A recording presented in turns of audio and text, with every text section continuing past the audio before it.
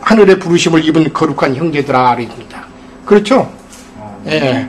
지금 쭉 나열하신 것들을 잘 이렇게 곰곰하게 생각해 보셔야 됩니다. 함께 하늘의 부르심을 입은, 그렇기 때문에 하늘의 부르심을 입은 것이 대간절 뭔가.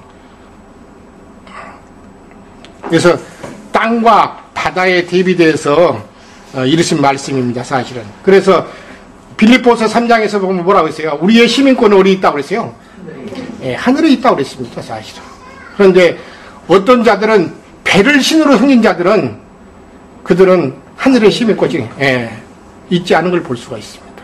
이런 것들을 잘 생각해 보시면서 과연 우리는 하늘의 시민권을 얻었고 돌아갈 더 나은 본향을 사모하고 영원한 안식 안으로 사모하는 자들인지 하나님의 안식처 안으로 돌아가기를 원하는 사람인지 그래서 가장 큰 이같이 큰 구원을 2장에서는 말씀하시고 나서는 이같이 큰 구원이라는 것은 하나님의 안식 안으로 돌아가는 것이다. 이것을 지금 말씀하시는 것이면서 3장 4장으로 이어서 말씀하신 걸 볼 수가 있습니다. 자, 그래서 우리가 하늘의 부르심을 입은 거룩한 형제들아 이렇게 했습니다. 거룩한 형제 2장에서 그런 말씀하셨죠. 거룩하게 하시는 분과 거룩하게 함을 입은 자들이 다 하나에서 나왔다 그랬습니다. 구약에서 이 거룩한 하나님이라는 말씀이 레위기란 출애굽기에 보면 여러 번 나옵니다. 나는 거룩한 하나님이다. 그러므로 너희도 거룩하라. 이런 말씀이 여러 번 나옵니다. 사실은 거룩한 하나님 또는 거룩하다 그런 것은 속된 것으로부터 분별되었다 그런 뜻입니다.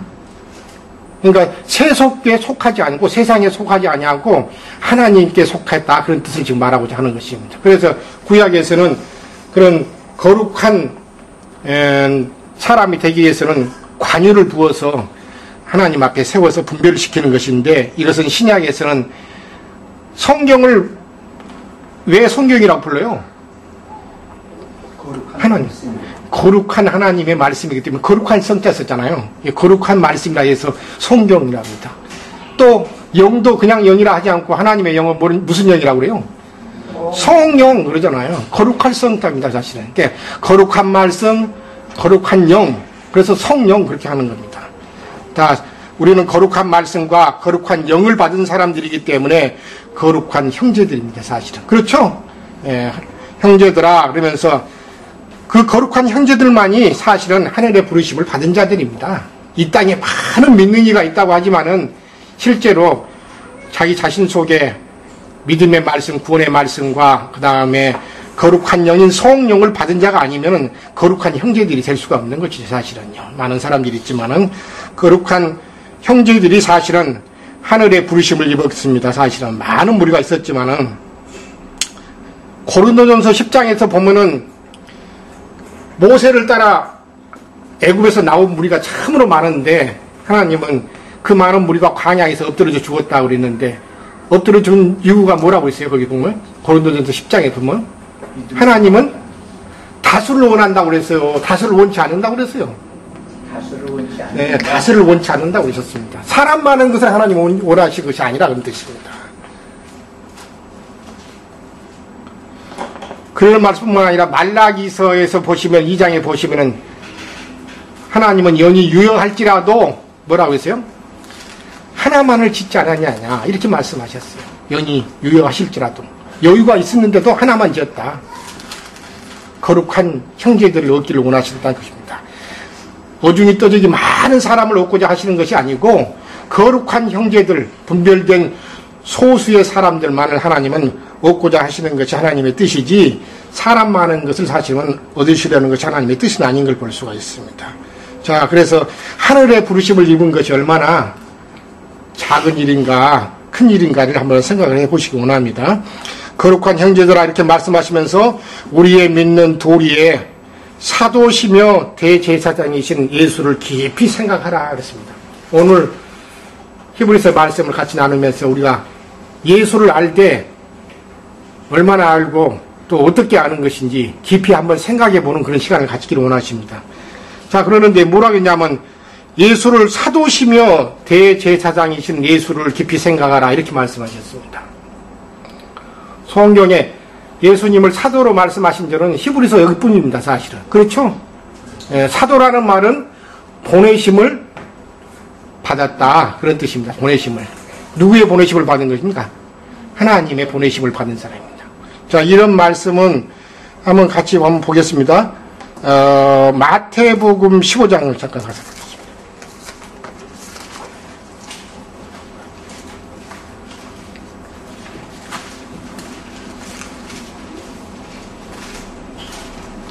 (15장) 24절 보겠습니다.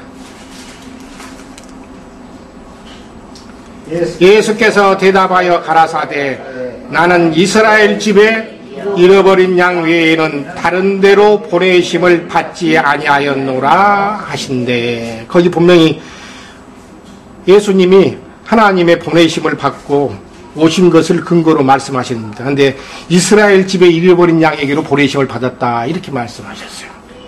거기 보면 보내심을 받지 아니하였노라 이렇게 말하는 거 보면은 하나님의 보내심을 받았다는 것을 지금 말씀하시는 것이죠. 요한복음 3장을 잠깐 보겠습니다.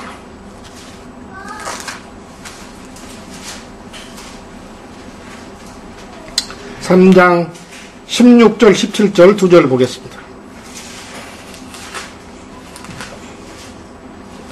자, 같이 읽겠습니다.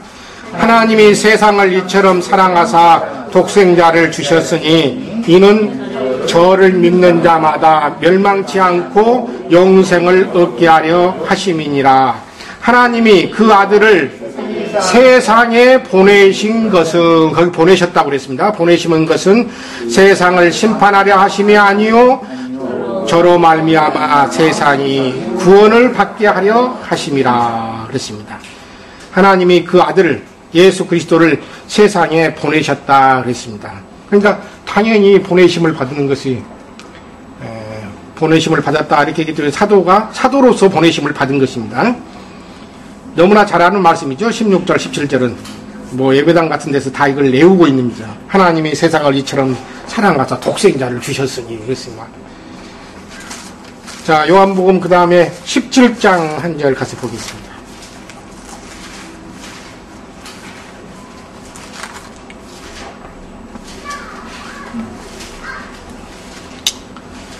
(17장) 3절을 보시고 8절을 보시고 합니다.